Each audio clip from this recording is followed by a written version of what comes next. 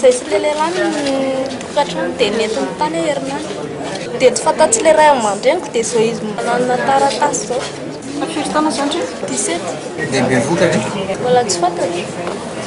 Efa ela sabotsy Mbola tsy ela. olona fantatro be lehilahy sa tsy Inona le olona? Sy mpafo. Firy taona izy?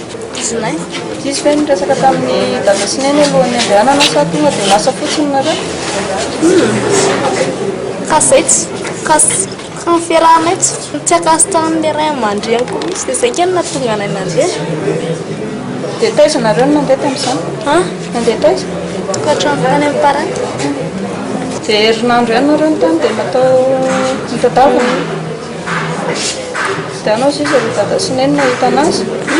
Sa izy tsy tonga dia natositra? Zay sisy nge niaraka anakany. Izany hoe nanaiky nanaraka anazy re? Izany hoe safidinao zany miaraka taminy?